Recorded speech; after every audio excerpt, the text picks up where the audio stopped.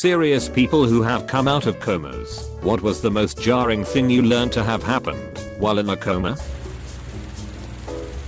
After I had fallen off a scaffold that was 40 feet high, I had a major concussion. I was in a coma for almost 9 years, and when I woke up, it felt like I was out for longer than a night's worth of sleep, but I thought that maybe I was out for a few days. My head was pounding, I was really dizzy and my throat was so dry. I reached up and felt my head, and when there was no bandages or wounds, I got so confused. Apparently I started screaming frantically for the nurse. When the nurses got into the room, I demanded to be taken home. And that's when I found out I was paralyzed from the waist down. Also my mother, my last remaining relative, died a couple of years before I woke up. I had been basically ward of the state, and the hospice place I was put in wasn't taking care of me very well. I had huge wounds on my back and heels, and I was so frail and thin. I looked like a human skeleton. I was very weak and helpless. My boss had felt bad and left me money in his will. Yup, he died too, about 3 weeks before I woke up. While I was out, several things in the outside world had happened. The tragedy that was 9/11 happened. Then we caught Saddam, and he was executed. And the iPhone was invented. Another shocker was that we had a black president. I was in a coma for about 2 weeks and my short-term memory wasn't working. When I came out of it, they would give me 3 coins, and I couldn't add them up because I couldn't store the intermediate result. When it sorta kinda started working, I would notice the state of the room. It would change, and I wouldn't remember the change. That means life was dreamlike. Stuff happened that didn't make sense. Plus, my last memory was at college, independent and living on my own. After my coma, I was in the hospital, surrounded by nurses helping me out, a complete environment change. My big day. The day I got a day pass out of the hospital and went to me university. That was when I went, oh shit, it's not a dream. I will never forget the moment where I thought that. My uncle was piloting a single engine plane. Crashed. Broke many bones, screws, plates, casts, etc. Was in a short coma. Woke up not remembering anyone or any history. Had to be trained to walk, eat, tie his shoes. Years of rehab. Was an appliance repairman before the crash. Could fix anything. He retained only 2 things. His ability to repair anything and his sarcasm. He's now 81 years old. Still a prick. 6 years ago my dad was in a coma after collapsing and having a huge list of things go wrong. Anyway, he's in a coma for 9 months with 3% chance of survival. The hospital had called us to say that we should come and say goodbye as they were going to turn the ventilator and life support off. 5 days after saying goodbye we get a call saying that he was breathing on his own and responding to medication. The drugs he had been given during his coma had made him deaf, so he had to deal with that. One night he called my mum at about 3 AM asking for his motorbike, his leathers and helmet, a toolbox, his iPad, a torch, some rope and his glasses. He told my mum that he was going to break out by climbing down the window and riding home. The nurses heard him shouting to my mum and managed to calm him down. But looking back on it, it seems quite funny. 6 months later, and he was home. I came home from school one day, and he was in the kitchen. I went in to say hi and tell him I was home, and he started pointing a knife at me and telling me to get out of his house. He didn't know who I was and couldn't understand why I was in his kitchen. I called my mum, and she came home and sorted it all out. It's been 6 years since, and he's one of the most horrible people I know, and a nasty alcoholic. I was in a coma for a week from an intentional drug overdose at 14. When I woke up I found out not only had teachers taken it upon themselves to tell all the students at school that I had attempted suicide, but made all of them sign a card for me. It was really kind of weird to read messages of get well soon from the same girls that had bullied me relentlessly, rumors, fights, spitting on me, messages on lockers and on bathroom walls, instant messages, notes, to the point I felt like death was the only escape. When I first awoke, though, I had puked up the charcoal still sitting in my stomach onto my lap. It was a thick black vomit. Then I looked up and saw only the white wall of the hospital. I thought I was dead and had arrived in hell. I was slightly relieved to see I wasn't, but that card pissed me off. Although some people really meant their messages, making everyone in my class sign made it a kick in the gut. The same girls then bullied me and called me a psycho that couldn't even die right for cutting and attempting suicide when I returned to school. Not sure what you mean by come out of coma, but I have two situations which should answer your question. First, backstory. On July 30th, 1990, my family was involved in a severe car accident. I suffered a depressed skull fracture resulting in an emergency craniotomy and removal of obviously necrotic brain tissue, of which amounted to roughly 1/3 of my total brain mass. As a precaution, I was placed in a medically induced coma which lasted for 6 days. Mind you, I was 5 years old. While in ICU directly following surgery, I vividly remember hearing my mother singing a lullaby. Due to other injuries I suffered, they had my eyes taped shut. I remember trying to open my eyes to see my mom's face. I was startled when I couldn't. I started to cry because I was scared and had no idea what was happening, and hearing her voice gave me great joy. Remember, this is entirely auditory. I remember hearing a strong male voice tell my mother to stop singing and to leave because it was upsetting me. Hearing her beg to stay by my side was the most painful experience of my life. As a child, death was unbeknownst to me. Also, as an innocent child, I never imagined my parents could lie to me. When I came out of my coma, I had lots of physical therapy and lots of time on my hands. I began to ask questions. First of all, I wanted to know about my dog Sheba.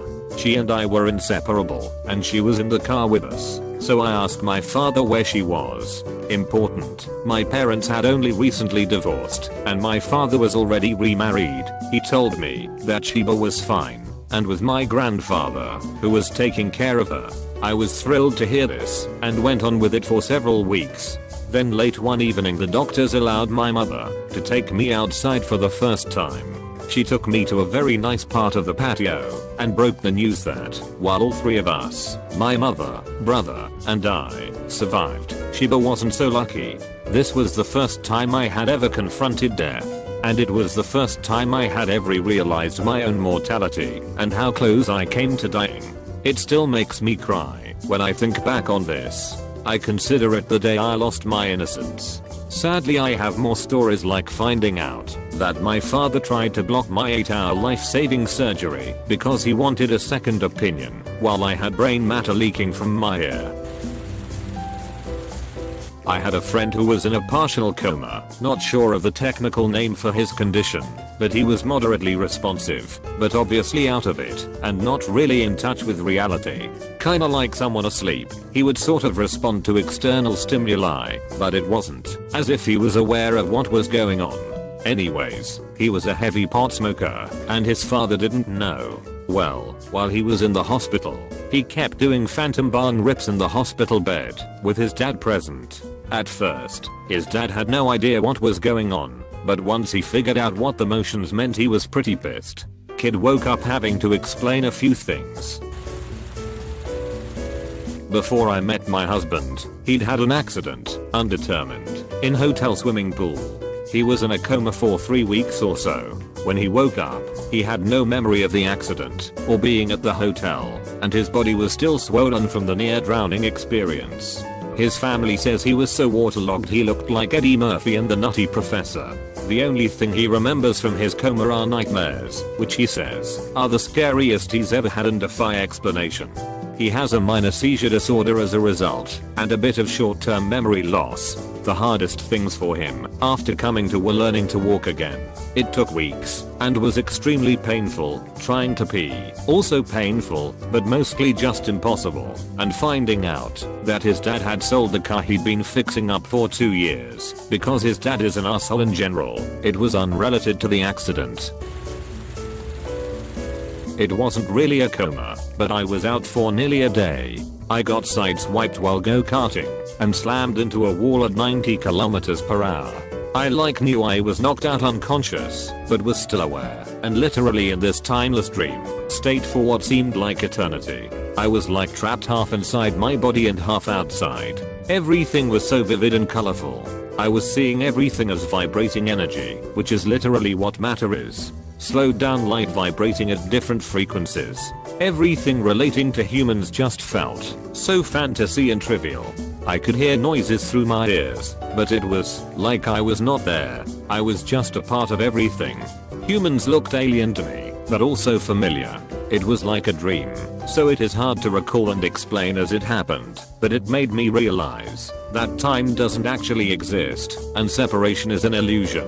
Everything is interconnected. I'm not religious, but I'm very open to Eastern teachings such as Buddhism, because it explains reality in a way I can relate to. I knew a guy who was in a coma for about 2 months. It was more of a medicated thing, I guess. I think he's like 70 to 75 or so. And, of course being old, shit happens. And he felt really sick one day, so they brought him to the hospital. One thing led to another. They knocked him out, and kept him out for 2 months. And throughout that whole time, his entire body was just shutting down and nothing was working right. Everybody thought he was going to die. But, they figured out what was wrong with him, patched him up, and sent him on his way. But the thing he said that bothered him the most about it was that one day it was April, and the next day it was June. He woke up one day, and 2 months of his life were just gone. So I guess he didn't really learn anything like some of the other people here. Nobody died, there wasn't a huge disaster or anything. He just learned that he lost 2 months of his life, and that was jarring enough, I guess. My story is close to the subject matter. My sister had a massive heart attack at 39. They lost her in the ambulance and had to use the paddles. She responded. However, in the year they lost her again. This time she was given chest compressions. Ended up having a bypass. She's fine. But months later, I asked her what it was like getting CPR. She said that all she remembers is wanting this big guy to stop pushing on her chest. She said she was helpless to do anything but was aware what he was doing. My dad was put into an induced coma, I think. I'm not sure whether it was induced or not. A few months ago upon falling from a pretty big ladder. He's with it now for the most part, but when he just recently came from the coma at the hospital, he couldn't remember me being his 17-year-old son or my older sister, but he could remember my 3 other siblings. As he came to, he couldn't be swayed and thought that I was a lot younger than I am, and couldn't shake the fact that I'm 17 for a while. He also forgot my name and was pretty violent to nurses and the like. He's fine now, except from a couple little details, but he's fully functional and remembers everything. He spent 2 months in hospital for the injury. I worked in an army hospital in Germany in the 1970s. During a field exercise, a convoy of jeeps and Gamma Goat, all-terrain vehicles, went through a barrier in fog and ended up going down the side of a mountain. 5 vehicles pancaked each other. The lead driver was the worst off, head injury, in a coma 3 days. Lots of other banged up troops went to the hospital too. Driver came out of a coma, saw his buddies and freaked out. He was so sure they'd died, he swore he'd seen it happen. So he was certain he had died too, and was paying for his sins in hell.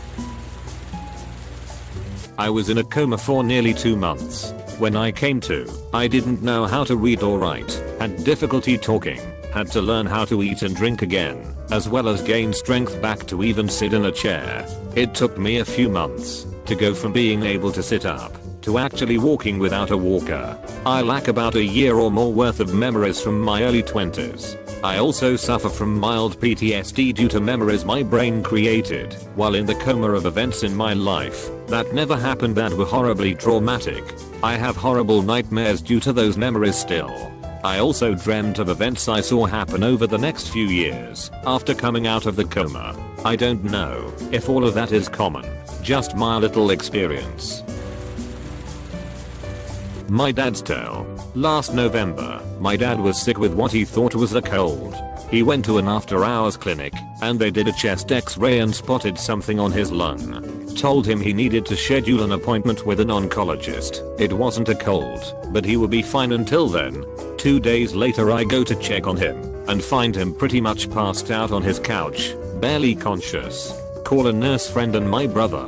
It appears almost like an overdose to me. The other two agree. We check his meds and notice he has some narcotics prescribed for back pain. Turns out he was so sick he took the medicine, fell asleep, woke up and forgot he took it, and took it again. He was essentially odding on opiates. At the hospital they get him out of the overdose, but his lungs are barely functioning, and he is showing signs he may have had a heart attack.